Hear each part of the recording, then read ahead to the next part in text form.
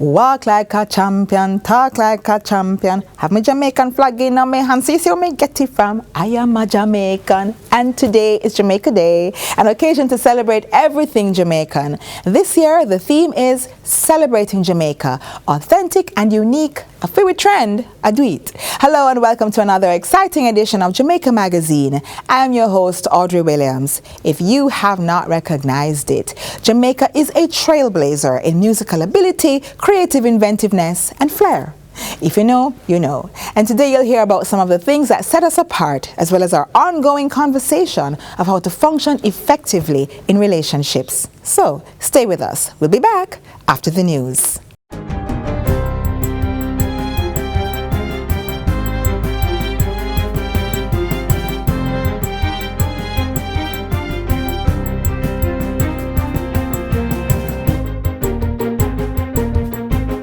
Good day, I'm Theodore Henry, and this is your JIS News for Friday, February 23, 2024.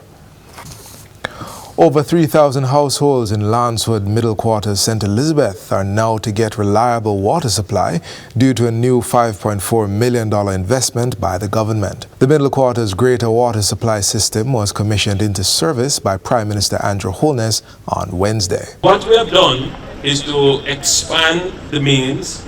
There were small pipes before, there were older pipes, couldn't carry any pressure.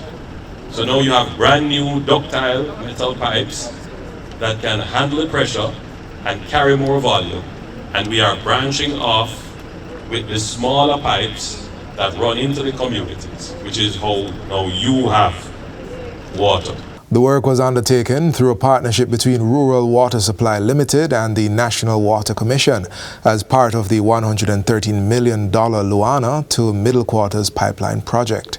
Prime Minister Holness assured residents in the other Middle Quarters communities that they too would soon see water connectivity into their homes. The other 6 communities that have not yet received it can have hope, because they see what has happened in Lancewood, and they know it will take some time, but it will be done. It will be done. It will be done because we have put the budget in for it. It will be done because it is now a program of the End of the Sea and Rural Water. We have figured out how to make the two of them work together to solve this problem. While in St. Elizabeth, the Prime Minister delivered another basic need to a deserving family. Adriana Leng and her father are now the proud owners of a new home thanks to the government's new social housing program, NSHP. Adriana is the sole survivor of a fire that destroyed their family home 16 months ago, killing her 3 siblings. While Adriana sustained severe burn injuries from the fire, her father, Adrian, says he is just happy that she is still here today and is grateful for this new shelter. Miss my boys every day. Even Sunday, I was crying so hard Sunday, all by myself. Because I'm missing. But the Lord has spared my daughter, and she's here with me. Just have to give God thanks and keep on praying. And thanks to everyone that has come on board. Adriana herself expressed joy at the gift. I'm feeling very happy, very thankful to see that I have received a new home after my old one in Westmoreland had been destroyed. The 2-bedroom home was built at a cost of $9 million and presented to the family by Prime Minister Andrew Holness as he made several stops in St. Elizabeth on Wednesday. The circumstances were well known, and the circumstances were such that we had to assist. And finally, we are now able to provide this solution. I know, Mr. Leng, you're going through a very difficult time. It's a rough time, and I hope that this house will help to ease the burden and at least offer some comfort to you and Adrian. Right? We are very, very happy to be able to provide this, and I'm sure the people of Jamaica are very happy that you are beneficiary. Jamaica's role in the global cannabis supply chain has been elevated with the first ever legal exports of THC to the United States. JAMPRO is reporting that local company Pure Jamaican has become the first to legally export proprietary pharmaceutical products with cannabis-derived THC as well as hemp-derived CBD and other cannabinoids to the United States, Brazil, and other major international markets. Pure Jamaican is exporting the products through its GMP-certified licensed pharma manufacturer, 710 Pharmaceuticals. Export permission was granted by the Ministry of Health and Wellness pursuant to valid corresponding import permits received from the U.S. Drug Enforcement Administration, DEA. The products were shipped to a DEA-licensed facility in the U.S. for successful analytical testing.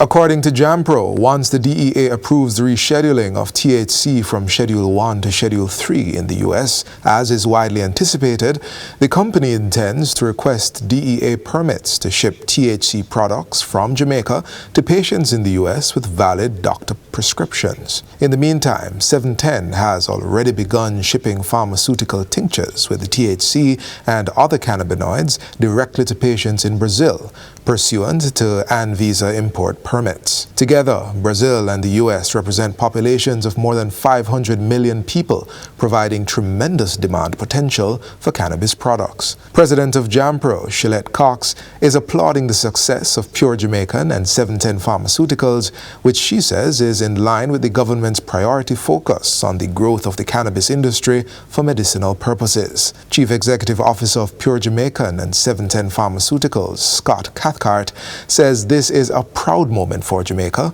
which has long been associated with ganja, but never before in this context, as a producer and legal exporter of THC as a pharmaceutical-grade medicine. Internet access is no longer something that should be a wish. It should be a right of every citizen in Jamaica to have access to connectivity, says Minister of Science, Energy, Telecommunications and Transport, Darrell Vaz. Minister Vaz made the declaration at the recent launch of the USF Free Community Wi-Fi program in Glenwood, Clarendon. I want to say on behalf of this government that we are committed to that, and we have started and we are moving apace, especially with the new financial year coming up now. We're going to have another allocation of $1 billion+ to continue to put it in community Wi-Fis. During the launch of the Wi-Fi hotspot, some primary school students were also presented with tablet computers. And finally, all tax offices, as well as the stamp duty and transfer tax office, will be closed to the public early next Monday due to the local government elections.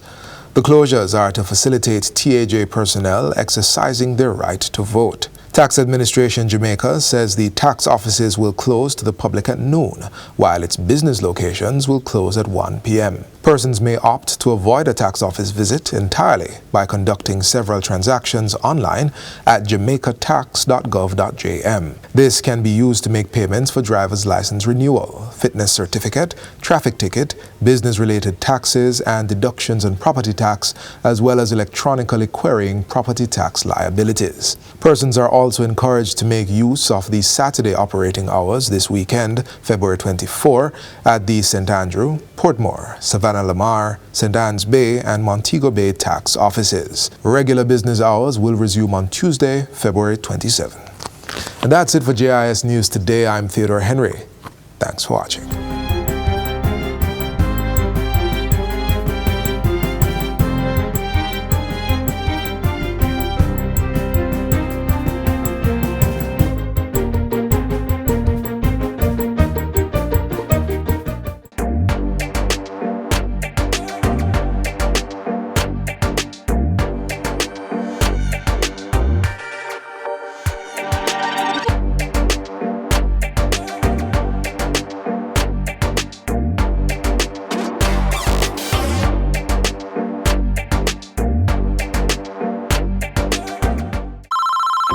All creators, join the JIS Creators Challenge. We want to see your unique perspective on why you love Jamaica. Whether it's through a Jamaican adventure, arts and craftsmanship, or Jamaican cuisine. A party lifestyle or a celebration of our Otamaniwan people culture. Unleash your creativity in a video 1 minute or less, showcasing why you love Jamaica. Upload your video to your socials and tag JIS by March 8th. Follow us on all our platforms for more info on how to enter and prizes to be won. Stay tuned!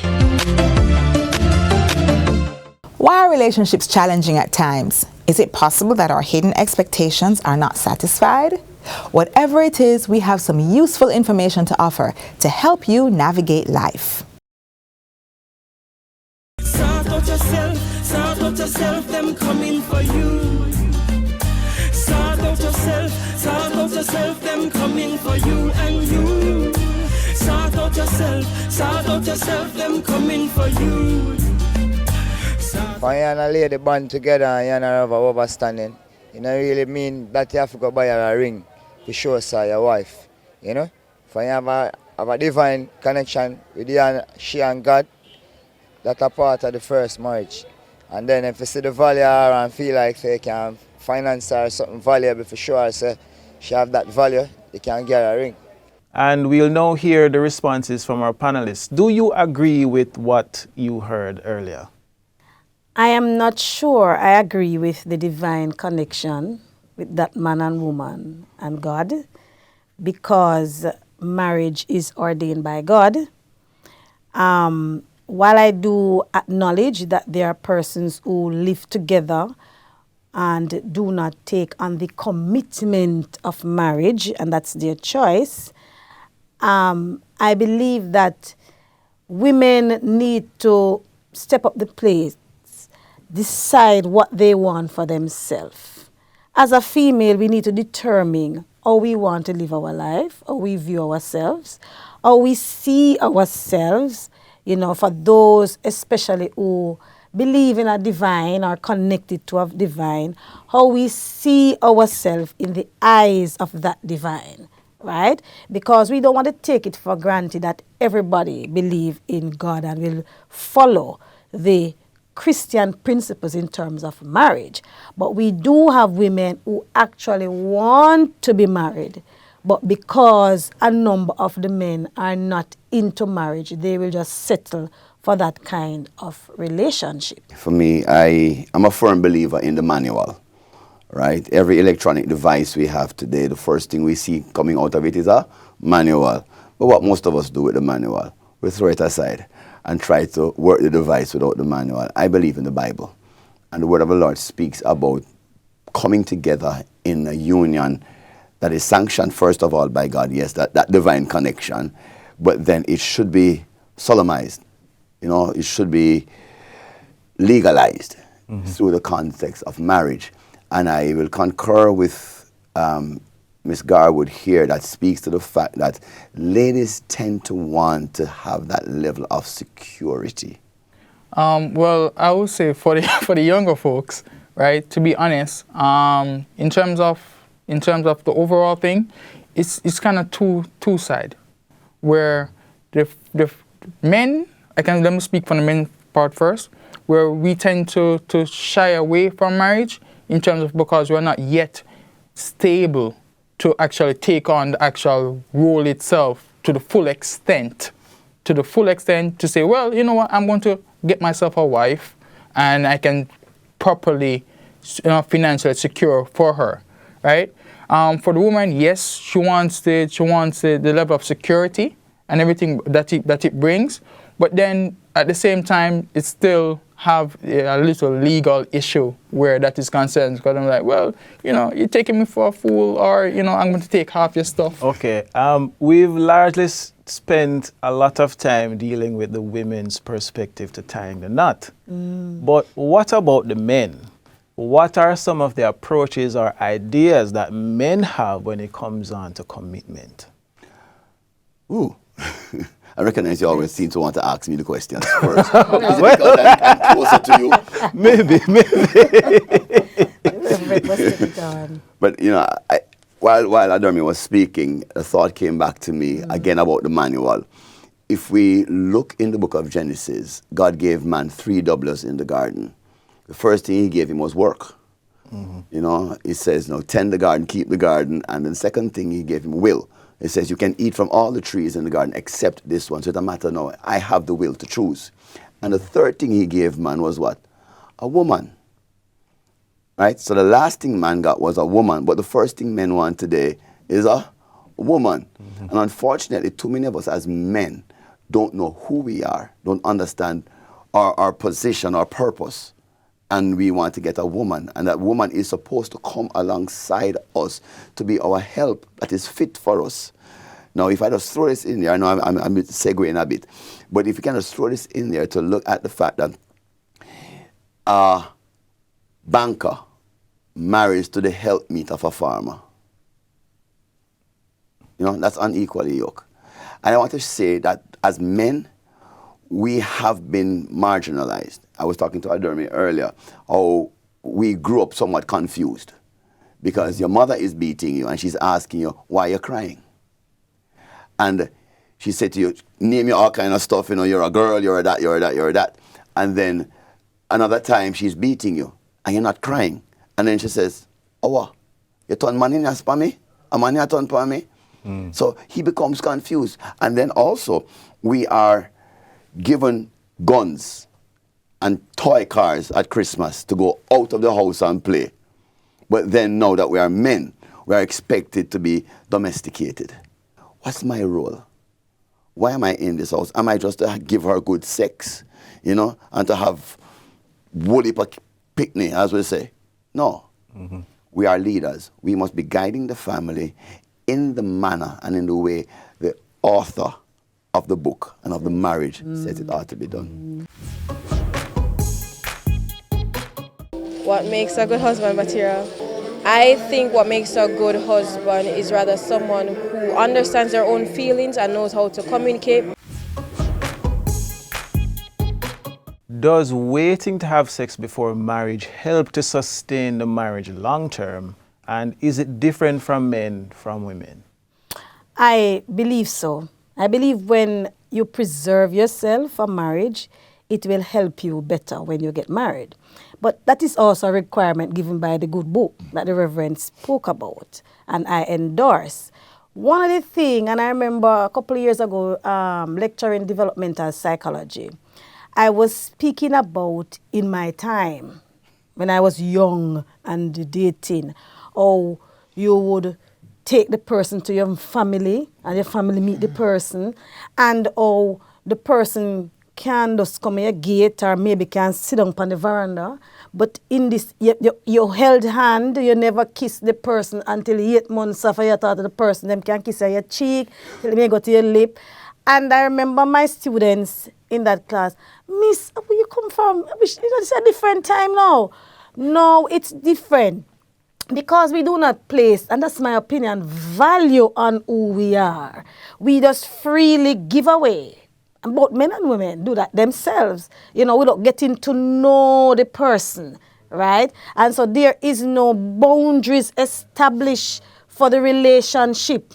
And so persons will not, you need to preserve yourself, get to know each other, become good friends.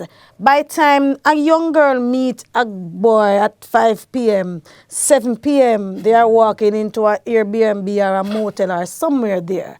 And they are knowing each other intimately without knowing the person mentally, without knowing the person from a physical perspective. Does this person have any STIs? What is going on with this person? And because of that, then the marriages and the relationship don't work. Because when you actually engage in the act of sex, and it's not like, oh, Danielle Steele wrote it in her book, you know, the love, the thing, and it's not like what you see on Young and the Restless, or Days of Our Lives, or those soap operas. When you realize that this is a different kind of thing, you know, it's a real thing that I'm into, then more often than that the relationship fails. But when you get to know each other, become each other friend, and learn and understand each other, when you reach the part of intimacy, it will be much better for both persons in the relationship. If I may, you know, sorry to bother you, but you just dated yourself a while ago when you talk about the Young and the Restless. Those shows stopped showing how long ago? Oh, thank you very much, David. But, you know, sex is more than a physical act. Right. It's emotional, it's also spiritual. Right. I really want to thank you guys for all that you have shared. Any last remarks? Well, for me, thanks for having me today, you know, and I endorse what you're doing here, because this is very important, that we impart this kind of knowledge to the wider community. There has to be the educating, there has to be the reculturing. So thanks for having me. As I started off, I say this program is ripe. It is ripe for the time and the season. And I look forward to sharing in on the topics as the program continues. Thanks for having me today. Okay. And I just want to say to the younger folks out there, protection is always good. If you are going to be having sex or anything of that sort, protect yourself. Well, this is the end of our He Says, She Says conversation. Stay tuned for more. Our guests were Reverend David Grant, Miss Geraldine Garwood, and Adermi Mitchell. Thank you for watching, and I am Andre Palmer. Take care. Sort out yourself, them coming for you. Sort out yourself, them coming for you and you. Sort out yourself. Find out where you are to vote before Election Day. On Election Day, visit your polling station and listen to the instructions of the presiding officer. Remember to bring your new voter ID card. You may still vote without your ID card, but the process will be faster if you have it with you.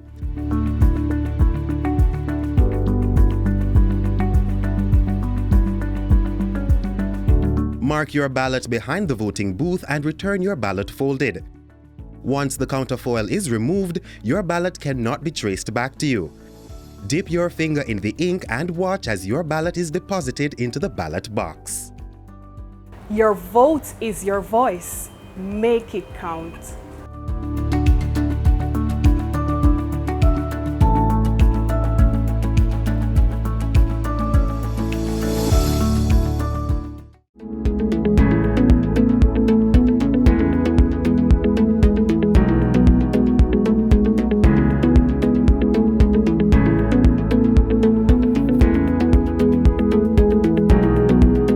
No parent was born knowing everything.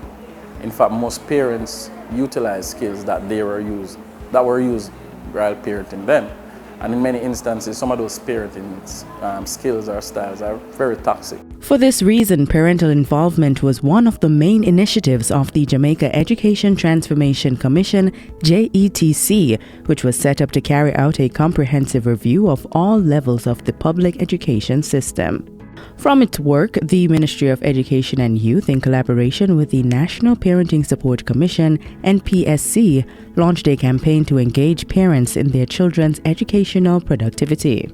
Bobby, have you done your homework yet? Oh man, just 2 more minutes. The cartoon's soon done. Go do your homework now. We understand that parents play a pivotal role in the lives of their children. And as such, the Ministry of Education and Youth, through the National Parenting Support Commission, will continue to train parents in our parent education program. Parents who have taken part in the program at different institutions throughout Jamaica have so far gained a reasonable amount of knowledge. I learned about emotional intelligence and communication, and those are 2 key things for me that I really want to be able to have a better understanding on, so that I can administer good parenting to my child. My daughter is in grade 8. She's a teenager, 14-year-old. And I am telling you, this is like, when you're looking back at other children that you raised, it's the hardest stage. Believe me, and when you come to this, it's like you are not equipped. Coming to this session, I've learned a whole lot. You know, maybe dealing with her, I'm seeing that, well, how I was raised, and you're trying to do like the same thing, and it's not working. I think many parents just, in the moment, do what needs to be done, versus being more intentional in what it is that they do or say in terms of raising and molding their children. So emotional intelligence is very important. And many parents themselves have scars, have wounds as it relates to their childhood and growing up. So that needs to be dealt with. Listening skills is very important. Active listening, not just hearing the child, but being able to listen analyze and ascertain exactly what it is that the child is saying. Bobby, have you done your homework yet? Mommy, just 2 more minutes. The cartoon's soon done. All right, Bobby. You have an additional 2 minutes of downtime, but right after the show ends, I'll help you with your homework. No longer should we be saying children should be seen and not heard. And parents also need to understand that communication is ongoing. There's non-verbal, which oftentimes we can see with our children. The NPSC is continuing a number of activities, such as parent mentorship training and the reactivation of parent places to boost parent engagement. The Parent Place is an interesting program because it offers a mix of services to parents. There's psychosocial support, there is skills building, that's a partnership with Heart NSTA Trust, there is parenting education, and there is early literacy intervention. It's important that as a Ministry of Education we're supporting the efforts to ensure our children are literate. And so parents get to learn the strategies through the Parent Places, strategies in literacy, so they know how to support their children at home. The ultimate goal is for parents and schools to work together to help children achieve more so that their behavior and academics improve. It is important for parents to be involved in their children's life because you have a role model, and it also takes a community to really and truly raise a child. So parents are very important, and the support, whether moral support or the social support, financial support. So we're encouraging our parents to continue to be great partners in education. And how can they do this? Find out what programs exist in schools that have been implemented by the National Parenting Support Commission, and also join the PTA.